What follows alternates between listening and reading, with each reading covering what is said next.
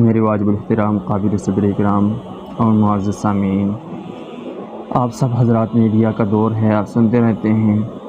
اور آج ہم نے ایک بڑا اعلان سنا کہ امام مہدی علیہ السلام کا ظہور ہو چکا ہے اور بیت المقدس ایک خراسان سے لشکر نکلے گا اور وہ بیت المقدس کو فتح کرے گا، یعنی اس پر جہاد کریں گے اور انہی مسلمانوں کو فتح نصیب کرے گا اللہ پاک۔ اور خراسان افغانستان کا ایک علاقہ ہے جس میں پاکستان کا کچھ علاقہ بھی شامل ہے اور ایران کا کچھ علاقہ بھی شامل ہے، اسے خراسان کہا جاتا ہے۔ اور امام مہدی علیہ السلام کا ظہور ہو چکا ہے، یہ ابھی قیامت کی نشانیاں سب ظاہر ہو چکی ہیں،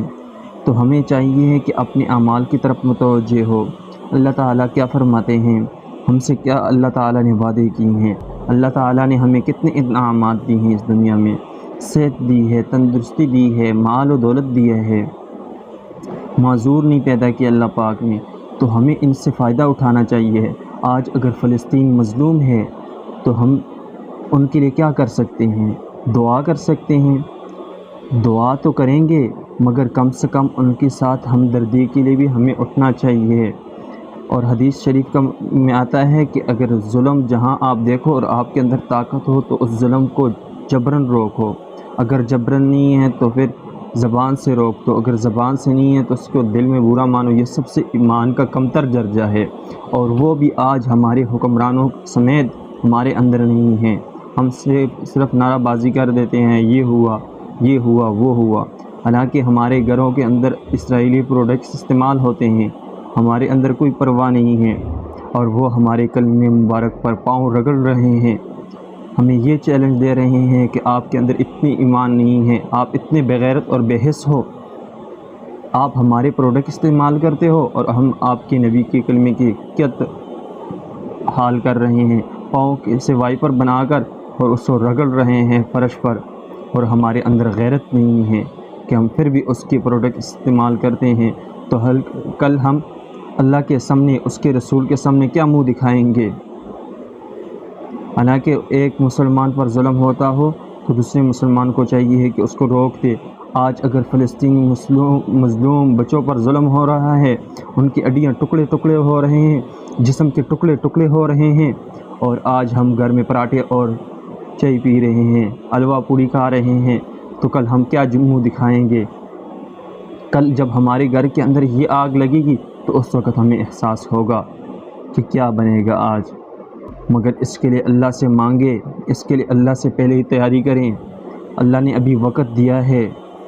اس وقت کو غنیمت سمجھ کر اس سے فائدہ اٹھائے،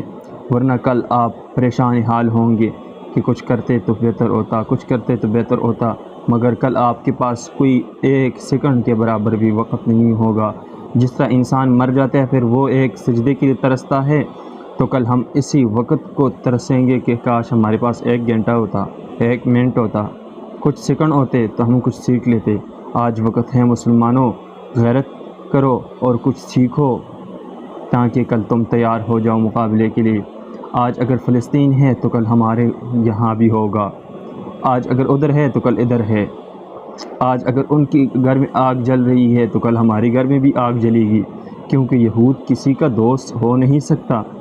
اللہ تعالیٰ خود قرآن مجید میں فرماتے ہیں کہ اے مسلمانوں، یہود اور نصارہ کو کبھی دوست نہ بناؤ۔ آج ہم نے دوست بنا رکھے ہیں، ہمارے اندر اتنی غیرت نہیں ہے کہ ہم نے ان کے پروڈکٹس کو اپنا معیار بنایا ہوا ہے، ان کے بغیر ہمارا گزارا نہیں، تو ہمیں اتنے غیرت کے ماتے مارنا چاہیے، ان کے بغیر اگر ہم مر جائے تو بہتر ہے ہمارے لیے، کیونکہ ہم ان کے پروڈکٹ استعمال کر کے کیا کر رہے ہیں؟ وہی بچے وہ فلسطین بچوں پر استعمال کر رہے ہیں، وہی پیسے جو ہم سے لے کر فلسطین بچوں پر استعمال ہو رہے ہیں، کل وہی فلسطینی بچے ہمارا گریبان پکڑیں گے اور ان کا ہاتھ ہوگا اور ہمارا گریبان ہوگا۔ اللہ تعالی ہمیں اس پر عمل کی توفیق دے اور سب مسلمانوں کو غیرت کی توفیق اللہ پاک عطا فرمائے کہ سب اس پر